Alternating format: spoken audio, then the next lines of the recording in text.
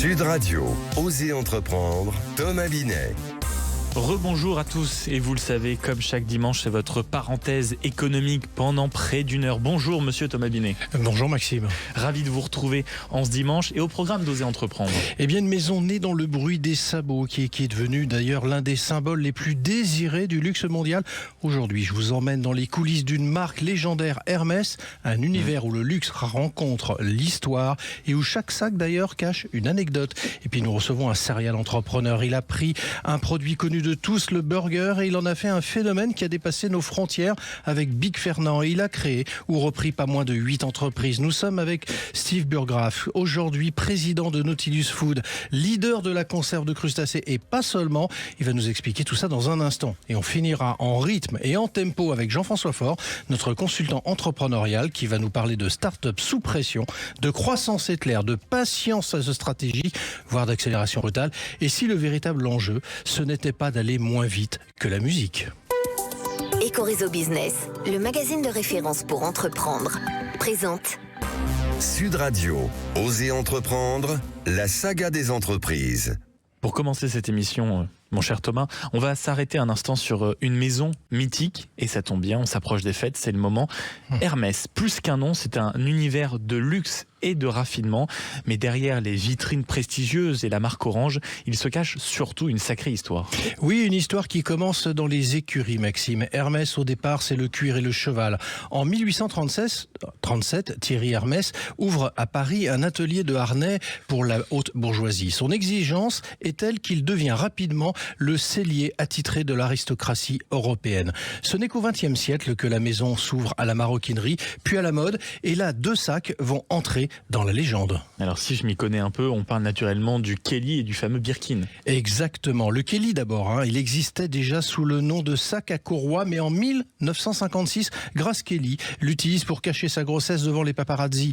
La photo fait le tour du monde et Hermès rebaptise le sac en son honneur. Plus tard, dans les années 80, c'est une rencontre improbable dans un avion entre Jean-Louis Dumas, patron d'Hermès, et l'actrice Jane Birkin qui donne naissance au Birkin.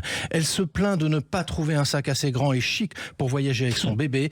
3 croquis sur un coin de nappe plus tard, le mythe était lancé. Et il faut dire qu'aujourd'hui, ces sacs sont devenus bien plus que des accessoires. Ce sont des symboles de pouvoir et de réussite. Attendre des années pour un Birkin, c'est presque un rite d'initiation dans l'univers du luxe. Chaque pièce est faite à la main dans les ateliers français de la maison par un seul artisan. Et Hermès ne mise pas que sur la rareté, la qualité, l'intemporalité. Le goût du détail sont dans son ADN. En 2024, la marque a encore battu des records en bourse portés par l'explosion de la demande en Asie et par des collections qui conjuguent tradition et modernité. À 188 ans, Hermès reste plus désirable que jamais. Sud Radio, Osez entreprendre, l'invité. Et ce matin, Thomas, nous recevons quelqu'un qui va nous donner faim, parce qu'il a cofondé Big Fernand, des burgers français haut de gamme. Il a bousculé aussi les codes de la restauration. Il a créé des univers très différents, mais surtout, il refuse de rentrer dans une case et on aime les personnalités ainsi. Steve Burgraff est aujourd'hui président de Nautilus Food, leader de la conserve de crustacés, et c'est votre invité, Thomas. Bonjour Steve Burgraff. Bonjour Thomas. Vous allez créer Big Fernand en 2011. Ce sera le début d'un énorme succès. Comment trouve-t-on l'idée qui amène à la réussite ? C'est toujours un concours de circonstances. Voilà, dans toutes les sociétés que j'ai créées, je me suis jamais inspiré en fait. L'idée, ça part toujours de l'idée du consommateur. Donc moi, en tant que consommateur, je n'avais tout simplement pas trouvé ce que je voulais, c'est-à-dire un burger qui ait la qualité d'un restaurant et qui soit servi aussi vite que dans un fast-food, en se servant de produits 100% français. Donc voilà comment l'idée est née. C'est d'abord l'idée d'un consommateur insatisfait. Est-ce que vous êtes d'accord avec Marc Simoncini, qui avait créé Mythique, qui disait « l'idée c'est rien, c'est la mise en pratique qui est importante ». Il a 100% raison. L'idée, c'est 5% d'une boîte. Ouais. 95%, c'est l'exécution. On a tous des idées, des bonnes, des mauvaises, mais on est très nombreux à avoir de bonnes idées. En revanche, être capable d'exécuter et de mettre en route les bonnes idées, c'est un peu plus compliqué. Quand vous lancez Big Fernand, le hamburger à la française, c'est un pari quand même à contre-courant par rapport à l'époque dans laquelle on était. Qu'est-ce qui vous a donné l'assurance, peut-être l'audace d'ailleurs, de penser que ça marcherait ? D'abord, les produits franco-français en France, souvent ça marche. Ouais. Et accessoirement, on a des produits qui sont de très belle qualité. Nous sommes comme le pays des boulangers, le pays du fromage. Et nous avons des très beaux élevages en France. Donc en fait, il y avait tout pour faire un bon produit. Ce qui a fonctionné chez Big Fernand, c'est d'abord le produit. Souvent, on m'a taxé de mettre beaucoup de marketing autour de mes entreprises et à commencer par Big Fernand.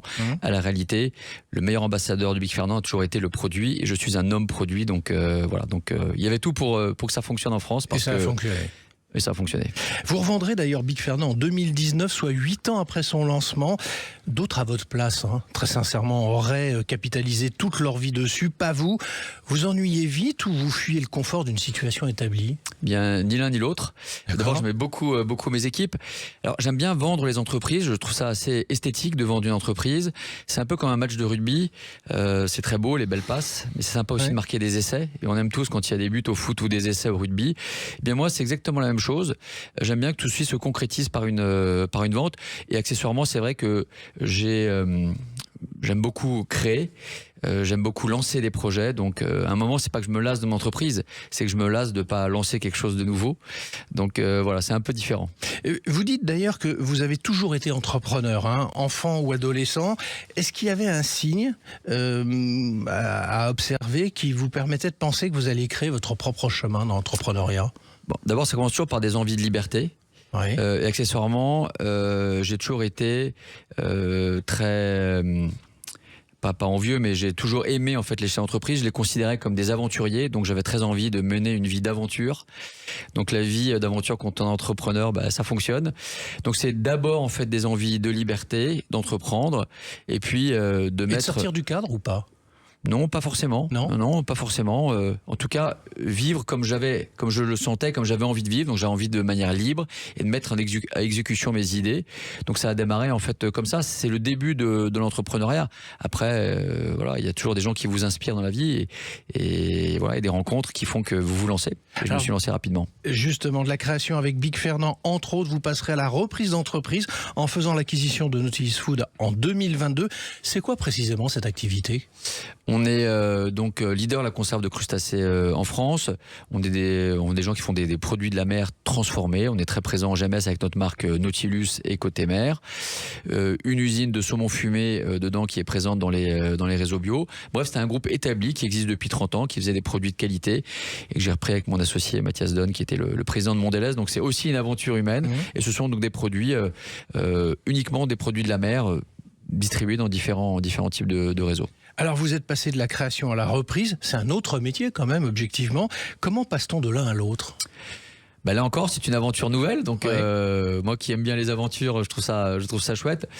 Disons que j'avais envie de redémarrer sur un socle existant, ce qui n'est pas toujours simple, avec une marque, parce que en fait, créer une entreprise, il faut déjà passer le premier step, qui est du chiffre d'affaires conséquent pour monter des équipes. Voilà, j'ai fait un peu l'économie de tout ça. Alors je sais qu'on en parlera peut-être plus tard du sujet de temps avec le business, mais c'est vrai que je voulais gagner un peu de temps. C'est un exercice différent, mais qui finalement n'est pas si éloigné. Il est peut-être un peu plus complexe, car lorsqu'on crée une entreprise, on commence par bâtir une équipe, donc en fait un peu à son image. Quand on reprend une entreprise, on reprend l'existant, donc il faut un peu le façonner, il faut un peu de douceur, un peu de fermeté. C'est un doux mélange. C'est pas simple une reprise, mais c'est passionnant en tout cas. Alors vous parliez de chiffre d'affaires et de salariés, sauf erreur de ma part, c'est à peu près 40 millions d'euros de chiffre d'affaires et une centaine de salariés aujourd'hui ? Oui, c'est ça, c'est 40 millions. Une centaine de salariés, et donc un site de production qui fait du saumon fumé avec une usine à côté d'Angers et un siège à Paris. Alors, vous semblez naviguer naturellement entre les succès, les pivots, comme on dit dans le jargon, les nouveaux départs. Comment vous vivez le risque quand vous lancez un nouveau projet, Steve Burgraff ? Eh bien, le risque, c'est ça aussi qui crée l'adrénaline. Ouais. Tout le monde n'est pas fait pour être entrepreneur. Être entrepreneur, c'est pas une qualité dans la vie.